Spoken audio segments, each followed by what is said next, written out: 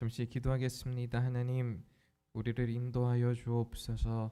2020년 지금 이 순간에 살아갈 수 있는, 또 앞으로의 발걸음을 내디딜 수 있는 지혜와 용기를 허락해 주옵소서.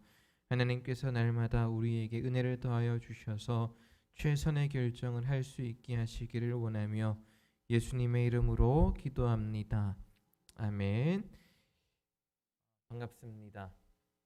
그렇죠? 반갑죠? 네, 반갑다고 해주세요. 자, 우리 사진 하나 보겠습니다. 우리 상일교회에 와서 제가 미디어 자료를 활용하는 거는 처음인 것 같은데요. 사진 하나 보겠습니다. 어떻게 이야기를 해야 되나? 저와 여러분이 반대니까 여러분에게는 왼쪽이 되겠네요. 그렇죠? 흰색 옷에 흰색 머리를 한 분과 검은색 옷에 흰색 머리. 두 분의 공통점은 흑인이라는 것과 또 두 분의 공통점은 모두 다 남아프리카 공화국의 사람이라는 겁니다. 왼쪽은 지금은 고인이 되셨지만 흑인 인권 운동가로 가장 잘 알려진 넬슨 만델라 대통령입니다. 알고 계시나요 혹시? 넬슨 만델라 대통령이고요. 오른쪽에 있는 사람은 성공회 신부입니다. 그런데 저 사람의 이름은 데즈먼드 투투라는 사람입니다. 넬슨 만델라 대통령보다 9년 앞서서 노벨 평화상을 수상한 사람입니다. 두 사람은 같은 시기에 함께 남아프리카 공화국의 민주화를 위해 일을 했던 사람입니다. 아파르트헤이트라는 정권을 무너뜨리고 폭력적이고 또 독재를 했던 정권을 무너뜨리고 민주화가 되기까지 참 많은 수고를 했던 사람입니다. 그런데 이 아까 오른쪽에 있었던 데스몬드 투투라는 성공의 신부의 한 책에 있는 글귀를 읽어드리면서 오늘 설교를 시작하려고 합니다. 한 달리기니까 조금 길지만 한번 읽어드리겠습니다. 자기에게 있었던 일입니다. 나는 넌더리가 났다.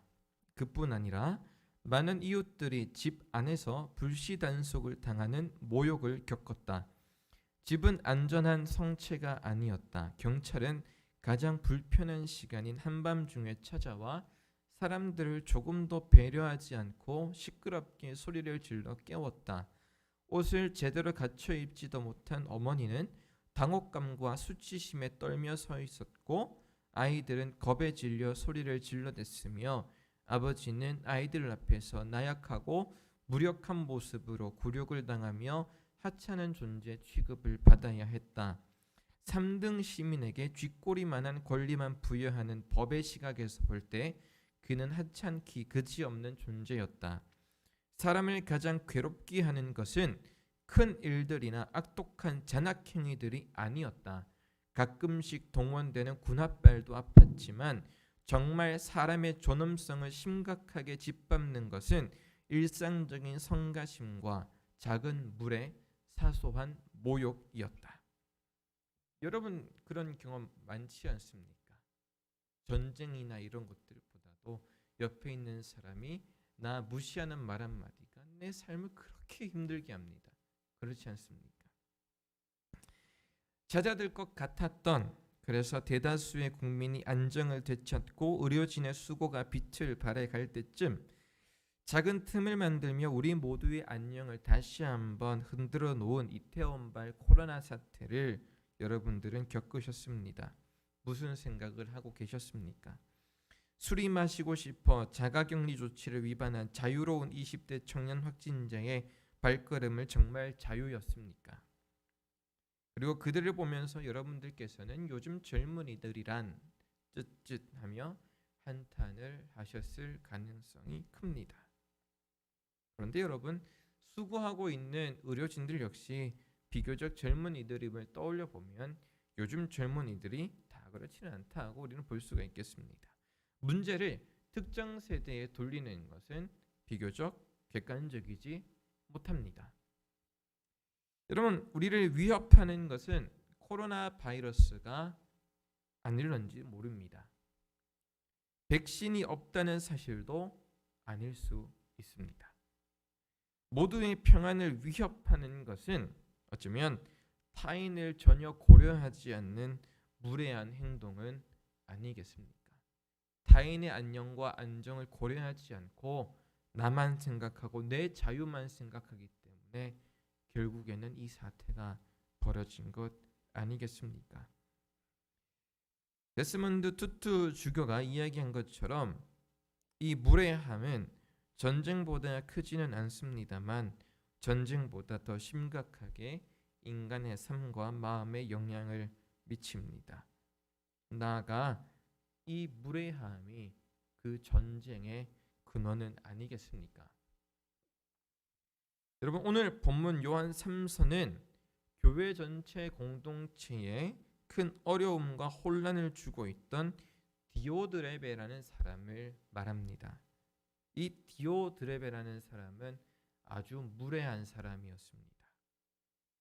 교회가 자기 마음대로 움직이지 않으면 무슨 수를 써서라도 자기 뜻을 관철시켜서 내 뜻을 교회가 실행해야 되도록 하려고 하는, 성경에 따르면 으뜸이 되고자 하는 사람이었습니다. 여러분, 이 디오드레베가 무례했던 이유는 무엇이었습니까? 요한 3서에서 편지의 발신자는 여러분 누구입니까? 1장 1절을 보면 한 장로가 요한 3서를 썼습니다. 이 장로는 두 인물을 비교하여 편지를 썼습니다. 물론 요한 3서의 막바지에 보면 데메드리오라는 사람이 등장하긴 하지만 좋은 사람으로요, 그러나 그는 중심 인물은 아닌 걸로 보입니다. 이 디오드레베와 정반대의 인물로서 오늘 편지의 첫 수신자인 사랑하는 가이오라는 사람이 등장합니다. 이 가이오를 향하여서 이 장로는 너의 안에 진리가 있다, 너가 진리대로 행하고 있구나라고 칭찬을 합니다. 이 가이오와 이 디오드레베를 비교했을 때에 결국 디오드레베의 문제는 무엇이었겠습니까? 하나는 진리를 가지고 있고 진리를 행한다고 칭찬했는데 한 명은 혼나고 있고 또 잘못됐다고 꾸짖음을 당하고 있다면 무엇이겠습니까? 이 디오드레베는 진리를 가지고 있지 않다입니다. 그렇겠죠? 이 진리를 가지고 있지 않는 이 디오드레베가 더 위협적인 이유는 뭐냐면, 그냥 일반 그냥 성도면 괜찮은데 이 디오드레베라는 이 못된 사람은 교회 안에서 상당한 위치를 가지고 있는 사람이라서 교회가 나아가야 될 방향에 대한 의사결정을 할 수 있는 지대한 영향을 미칠 수 있는 사람이었습니다. 그래서 더 못된 사람입니다.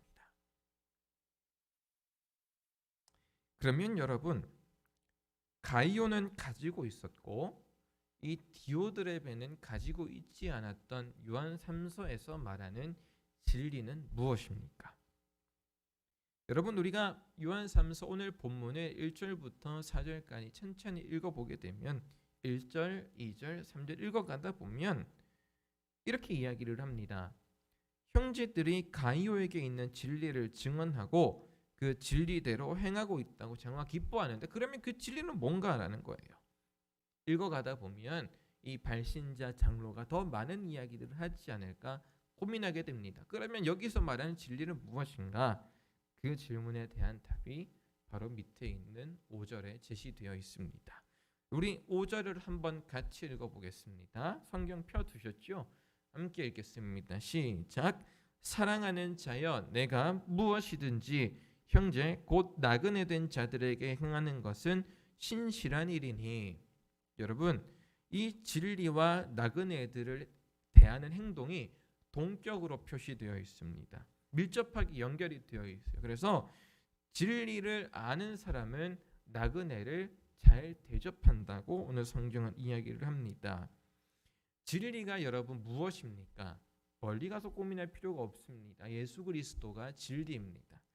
예수 그리스도가 진리인 것을 우리가 안다면 이렇게 우리는 풀어볼 수가 있겠죠.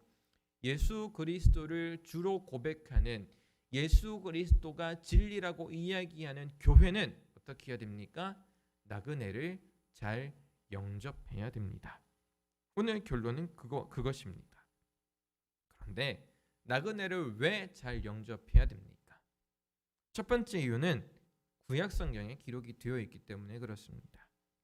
나그네를 대하는 태도는 하나님의 백성이 취해야 될 아주 중요한 덕목입니다. 출애굽기 23장 9절에는 이렇게 기록이 되어 있습니다. 너는 이방 나그네를 압제하지 말라. 너희가 애굽 땅에서 나그네 되었은즉 나그네의 사정을 아느니라. 요약하면 무엇입니까? 너희들도 나그네가 아니었느냐? 조금 불쌍히 여겨라. 신명기 10장 19절에는 너희는 나그네를 사랑하라. 전에 너희도 애굽 땅에서 나그네 되었음이니라 라고 기록을 하고 있습니다. 구약 성경에서 나그네를 언급하는 이유는 그들이 무언가를 소유하지 않은, 아무것도 가지지 않은 어려운 자이기 때문만은 아닙니다. 물론 그런 의미이죠. 그러나 그 의미는 그 범주를 조금 더 넘어섭니다. 이 나그네라는 존재들은 이스라엘의 처음부터 지금까지를 떠올리게 하는 존재입니다. 그리고 그 처음부터 지금까지 항상 이스라엘을 도우셨던 하나님과 그 은혜를 기억하게 하는 존재가 나그네였습니다. 이 나그네라는 존재를 통해서 하나님께서는 이스라엘이 하나님이 지은 동등한 인격체인 이 나그네를 예우하는 것을 배우게 할 뿐만 아니라 이스라엘이 과거와 현재와 미래의 시간을 정직하게 만날 수 있기를 하나님은 원하셨습니다. 너희가 나그네였으니 지금 그리고 미래에 너희가 어떻게 해야 될지 하나님께서는 가르쳐 주고자 하셨던 것이지요. 두 번째 나그네를 대접하는 이유는 이 나그네들이 단순히 나그네가 아니라 여기에서 말하는 요한 3서에서 말하는 나그네는 세계 곳곳에 복음을 전하는 전도자였기 때문에 그렇습니다. 성경만 봐서는 그 내용이 드러나지 않아요. 그 전도자라는 것이. 순회 전도자에 대한 기원에 대한 많은 이야기들을 소급해서 올라가면 그 시작은 예수님께서 70인의 제자를 파송한 때로 정리해 볼 수 있을 것 같습니다. 누가복음 10장에 읽어보게 되면 이렇게 기록이 되어 있습니다. 그 후에 주께서 따로 70인을 세우사 친히 가시려는 각 동네와 각 지역으로 둘씩 앞서 보내시며 이르시되 추수할 것은 많되 일꾼이 적으니 그러므로 추수하는 주인에게 청하여 추수할 일꾼들을 보내주소서 하라. 갈지어다 내가 너희를 보냄이 어린 양을 이리 가운데로 보냄과 같도다. 전대나 배낭이나 신발을 가지지 말며 길에서 아무에게도 문안하지 말며 어느 집에 들어가든지 먼저 말하되 이 집이 평안할지어다 하라.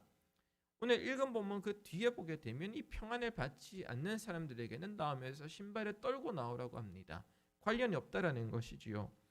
무례한 사람 디오드레베는 주께 근원을 두고 있는 나그네들을 함부로 대하며 대접하기를 소홀해함으로써 이 나그네들의 근원이신 하나님을 거절한 결과를 만들었습니다. 하나님 대신에 내가 높아지려고 하는 마음, 그 마음을 요한 3서는 으뜸이 되기를 좋아하는 마음이라 기록을 하고 있습니다. 여러분, 우리가 더 말할 필요가 없을 것입니다.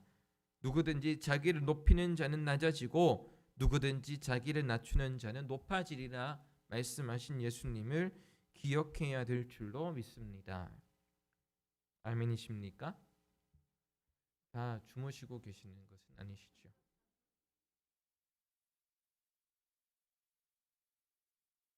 여러분, 오늘 우리가 영접해야 될 나그네는 누구입니까? 여러분, 우리 상일교회가 때때로 혹은 지속적으로 도움을 드리는 분들이겠습니까? 아니면 저 삭막한 세상 속에 거칠게 살아가는 그 누구이겠습니까? 혹은 NGO 단체에 자주 등장하는 참 어려운 어린아이들이 나그네입니까? 물론 그렇습니다.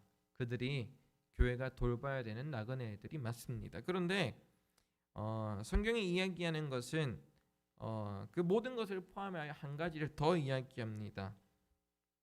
베드로전서 1장 1절에서 2절을 보게 되면 베드로 사도가 예수 그리스도의 사도 베드로는 본도, 갈라디아, 갑바도기아, 아시아와 비두니아에 흩어진 나그네 곧 하나님 아버지의 미리 하심을 따라 성경이 거룩하게 하심으로 순종함과 예수 그리스도의 피 뿌림을 얻기 위하여 택하심을 받은 자들에게 편지하노니 은혜와 평강이 너에게 더욱 많을지어다라고 이야기하고 있어요. 그러니까 다시 말해서 무엇이냐면 예수 그리스도를 주로 고백하는 너희 모두가 누구라고요? 나그네다라고 이야기를 하고 있는 거예요. 여러분, 우리는 예수 그리스도가 우리 삶의 전부라고 고백하는 사람들입니다. 교회입니다. 동시에 하나님을 아버지라 부르는 나그네입니다. 우리 서로가 나그네인이 어떻게 해야 됩니까? 우리 누군가 가이와 같은 사람이 나타나가지고 나를 대접해줘야 된다라고, 이 교회는 나를 대접해주는 사람이 없어라고 외쳐서는 안 됩니다. 왜냐하면 우리 모두가 나그네이기 때문에 그렇습니다. 우리 모두가 나그네인이 예수 그리스도 안에서, 그러니까 특정 대상을 구분하지 않고 대접해주고 높여줘야 됩니다.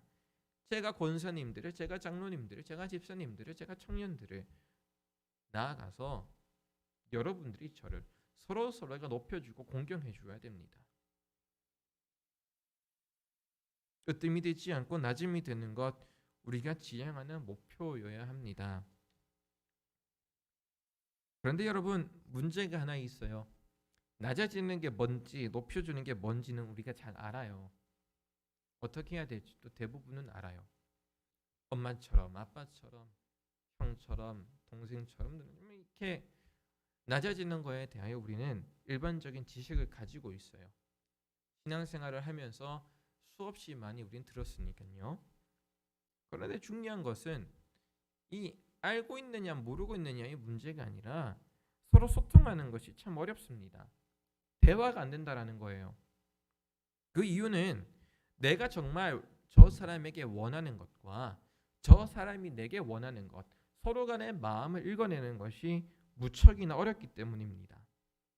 서로의 마음을, 정말 원하는 마음을 알기도 어렵고, 원하는 것이 있는다고 하더라도 유교적 사상이 베이스로 깔려있는 우리나라에서는 체면이 너무나도 중요하기 때문에 우리가 원하는 것을 잘 이야기하지 않아요. 빙빙 돌려서 이야기할 뿐이죠. 직접적으로 이야기하지 않고 빙빙 돌려서 이야기하거나 누군가에게 험담을 하거나 서운함을 이야기해서 돌려서 이야기하게끔 우리는 하고 있죠. 그러다 보니 소통이 되지 않아요. 이런 우리의 특성을 가지고 있다 보니 한 통계조사에서는 우리나라 사람들을 이제 조사를 했는데, 삶의 기쁨을 가족이나 인간관계에서보다 반려동물에서 찾고 있다라는 거예요. 다시 말해서 사람으로 통해서 만족하고 이렇게 대화하면서 기뻐하는 게 아니라 강아지나 고양이에게서 우리는 기쁨을 느낀다라는 거예요. 이게 맞는 말 같지만 사실은 굉장히 가슴 아픈 이야기입니다. 사람이 서로 하나님의 형상을 닮은 사람끼리 소통하면서 기뻐하지 못하고 다른 거에 대해서 기뻐한다는 것 자체가 1차적으로는 참 가슴 아픈 일입니다. 그 이유는 무엇일까요? 왜 우리는 소통하지 못할까요? 그래서 영상을 하나 보고자 합니다. 한 4분 정도의 영상입니다. 한번 틀어주시겠습니까? 소리를 조금 높여주세요. 맨날 붙어 있는 거예요. 어딜 가든 제가 스케줄을 뭘 하든 그냥 맨날 제 옆에 있었으면 좋겠어요.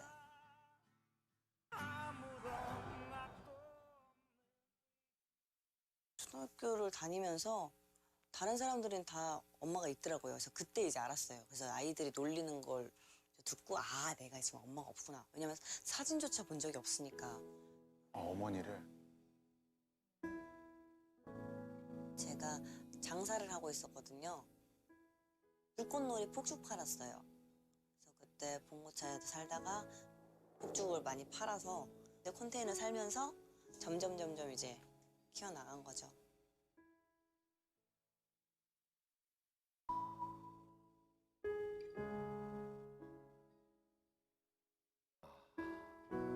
아유, 소미 씨.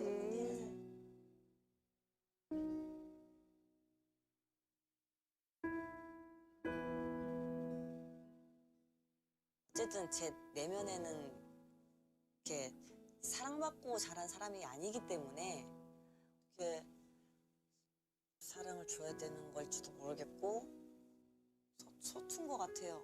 그런 엄마인 것 같아요. 그냥 엄마인 줄 알겠죠, 루아가? 그럼 당연하죠. 그럼 저렇게 사랑을 많이 줘. 로아한테는 최고인 엄마가 되고 싶어요.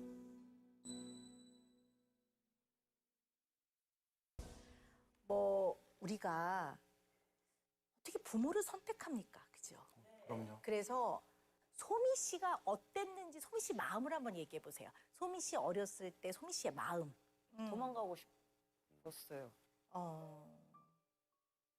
그 현실에서. 그랬구나. 근데 뭐 우리 주변에 그냥 이렇게 또 헤어지는 부모의 또 자녀들은 그 삶을 본인이 결정한 게 아니거든요. 어릴 때 겪었던 소미 씨의 좀 아픔은 소미 씨 탓은 아닙니다. 너무 원망이 돼요. 근데 막 원망이 돼. 그 얘기 좀 들어봅시다. 너무 원망이 돼서 어쨌든 아빠가 돌아가신 것도 아니고 어머니가 돌아가신 것도 아니잖아요. 그래서 일단 결혼식도 나는 사람들한테 나는 그래도 부모님이 있어라는 느낌으로 이제 알바를 써서 결혼식을 하고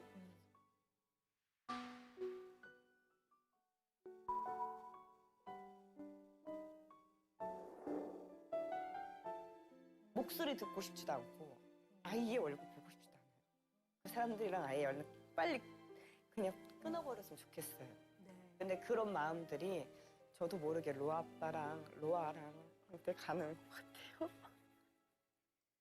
소미 씨한테 있어서 지금 남편과 로아가 처음 경험하는 가족이군요. 네. 그렇군요. 네, 그래서 너무 소중하군요. 그래서 엄청 소중해요.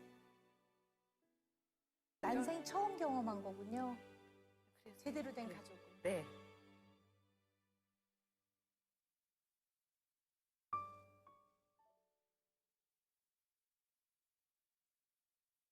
자, 여기서 멈춰가지고 아까 안소미 씨 나오는 장면에서 잠깐만 멈춰 주시겠어요? 아무 장면이나 괜찮습니다.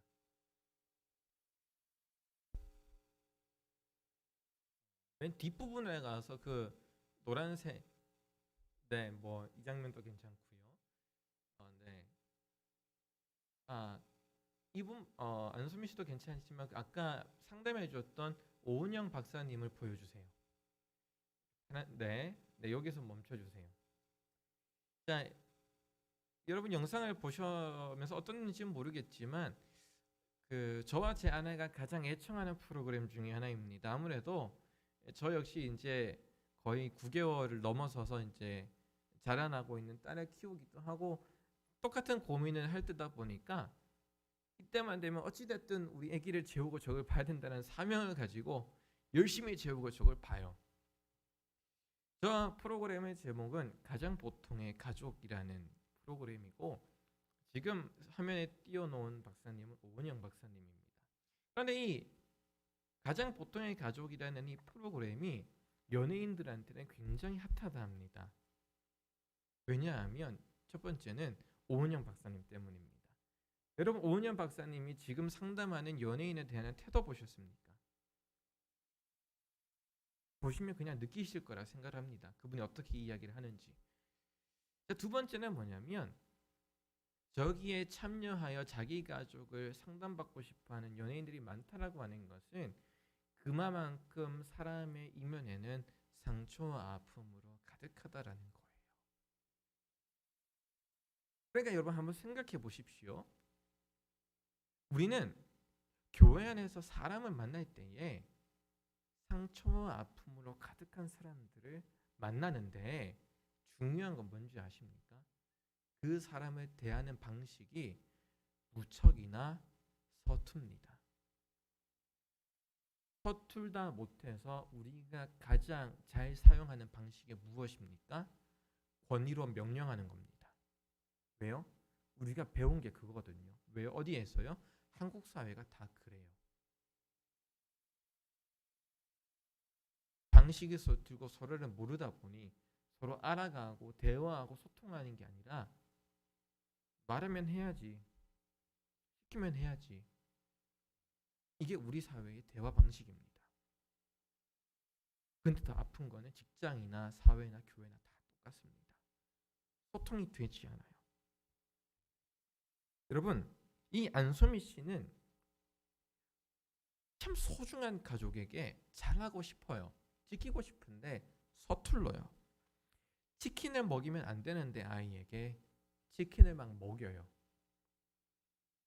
아이의 눈높이에서 놀아줘야 되는데 자기가 하고 싶은 걸 놀다가 자기가 지루해서 막 그래요.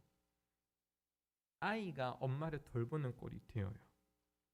핸드폰을 아이에게 적당히 보여주건 안 보여줘야 되는데 시종일관 보여주고 있어요. 많은 어려움이 있어요.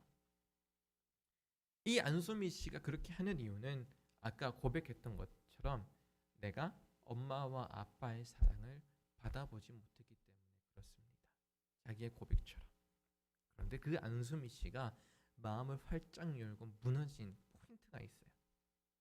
언제일까요? 언제일까요? 이 안소미 씨를 펑펑 울게 했던 오은영 박사의 말 한마디. 그게 무엇입니까?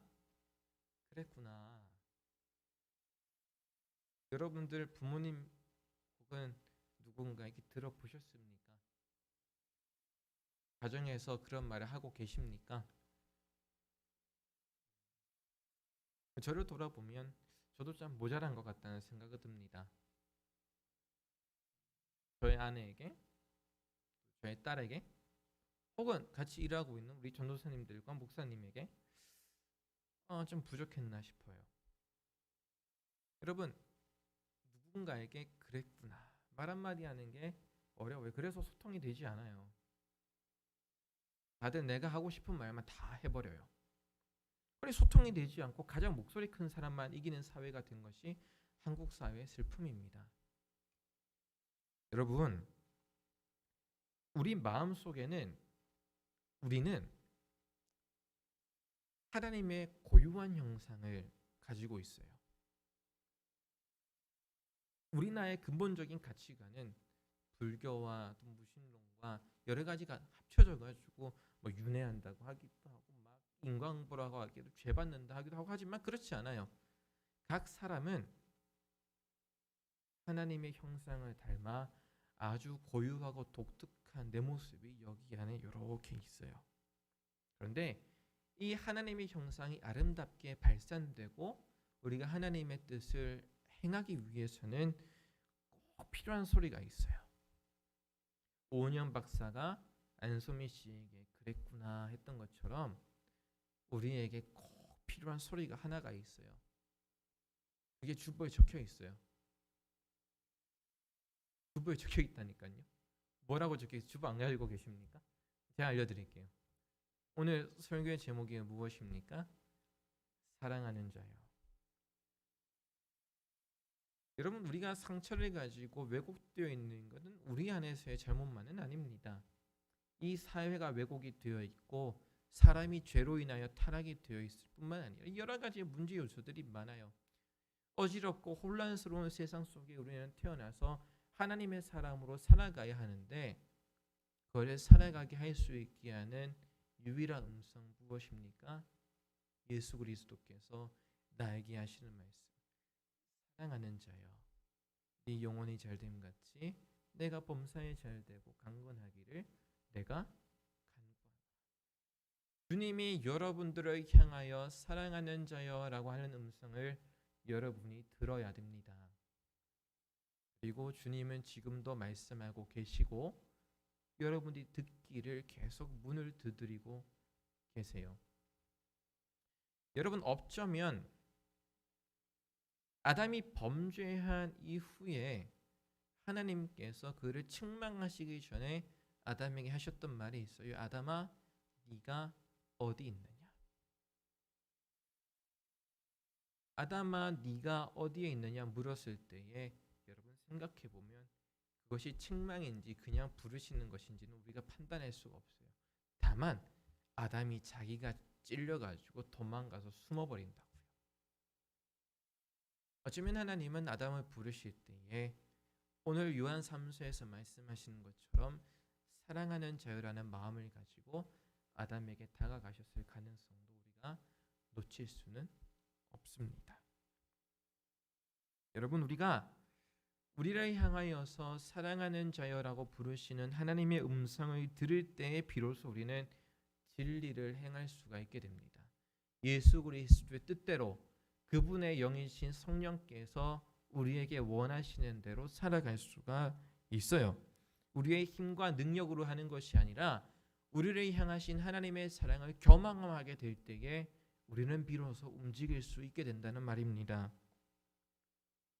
그 고민의 끝자락에는 여러분 무엇이 있느냐? 항상 사람이 있습니다. 왜 사람이 있습니까? 예수님께서 우리를 위하여 성육신 하셨기 때문입니다. 그분이 사람이 되셨기 때문에 그렇습니다. 그분이 사람이 되셨기에 우리의 고민은 항상 어디에 있냐면 사람에게 있습니다. 그래서 성경은 하나님에 대하여 이야기함과 동시에 사람을 이야기하는 책입니다. 여러분, 앞서 소개해드린 데스먼드 투투 주교가 같은 책의 서두에서 이야기하고 있는 것을 여러분에게 한번 다시 들려드리겠습니다. 사람은 다른 사람들을 통해 사람이 된다. 이 사람은 다른 사람들을 통해 사람이 된다는 아프리카 속담은 진실이다. 다른 사람을 비인간적으로 대하면 필연적으로 자신도 비인간화된다. 여러분, 우리는 모두 다 가이어와 같았으면 합니다. 항상 우리에게 들리는 소리는 나를 사랑한다 하시는 하나님의 음성이길 원합니다. 그리고 여러분, 우리 스스로가 서로 사랑한다 이야기해 줄 수 있어야 됩니다. 그랬구나. 괜찮니? 사랑하는 자요. 사랑하는 권사님, 사랑하는 집사님. 우리가 서로를 향하여서 이렇게 이야기를 할 때에 우리는 주님이 상일교회에 원래부터 부여하신 사명을 이루어갈 수 있을 겁니다. 그것을 우리는 진리를 행한다라고 볼 수도 있을 것입니다. 아담이 하나님을 향하여서 피했던 것처럼 우리 지레짐작하면서 판단하지 맙시다. 끝까지 들어봐야 합니다. 끝까지 만나봐야 합니다. 끝까지 대화해봐야 합니다. 내가 가진 위치를 내려놓고 소리를 듣는 것은 무척이나 어렵고 훈련을 필요로 합니다. 여러분, 우리 서로 사랑했으면 좋겠습니다. 그러려면 오늘 우리에게 말씀하시는 사랑한다 하시는 예수님의 음성을 들을 수 있어야 됩니다. 예수님의 음성을 듣는 우리 상일교회가 되었으면 참 좋겠습니다. 기도하겠습니다. 하나님, 오늘 주님께서는 여전히 사랑한다 말씀하십니다. 그 음성을 듣는 상일교회가 되게 하여 주십시오. 으뜸이 되고자 했던 디오드레베의 모습과 같지 않고 오늘도 예수 그리스도를 끊임없이 닮아가는 상일교회 되게 하여 주옵소서. 하나님이 우리 교회에 또 각 성도들에게 한량없는 은혜를 베풀어 주시기를 구하며 예수님의 이름으로 기도합니다. 아멘.